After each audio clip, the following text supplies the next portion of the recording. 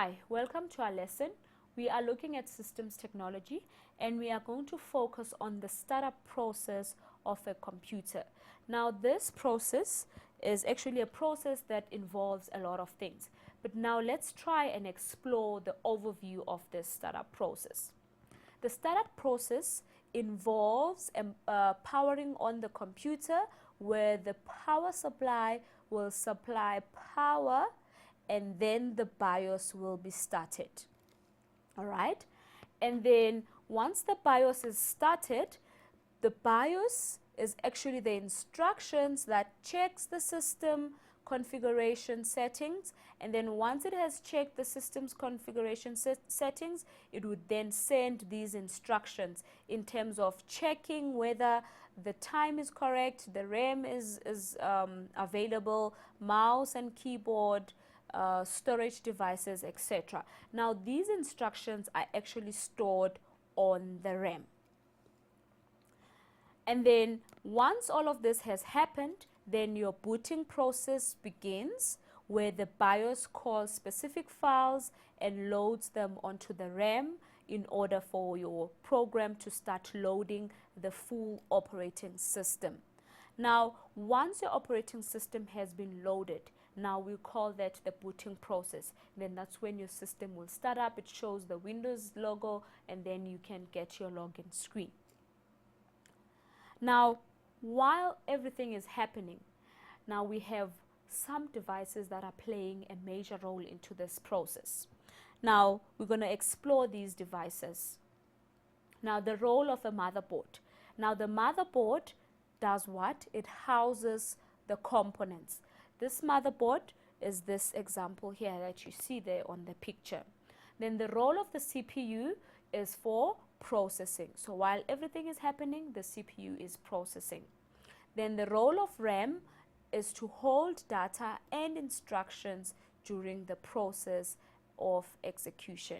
Now this is obviously happening, and the RAM is obviously holding the data temporarily while everything is happening.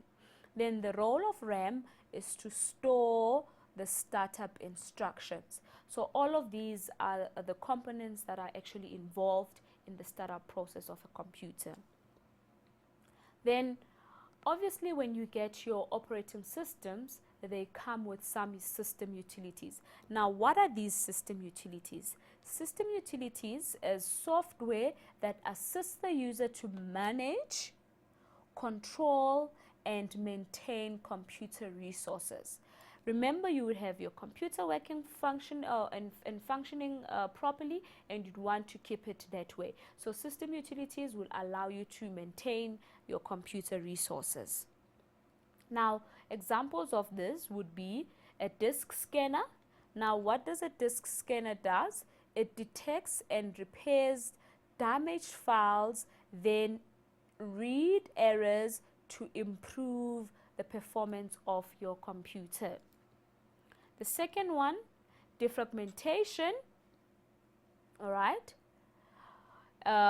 Defragmentation is the installing and uninstalling or deleting of files that can cause the hard disk to be fragmented. Now, whenever you're busy installing files, uninstalling, deleting files, then later on your files become defragmented. Now, what does this mean? They say defragmentation moves these files next to each other on the disk to speed up the time it takes to access a file. So it means that these files will be scattered and it takes longer for you to have access to the files. So once you defragment your computer, it means that it will be easier for you to have access to the files. Right, and then lastly we have compression.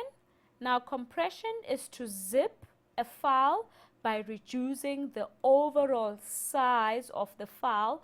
Why would you do this? You would do this in order to save time when copying or sharing files. So these are some of the system utilities that you can get in order to help maintain and control your computer resources. And that is it for our lesson. Thank you. Goodbye.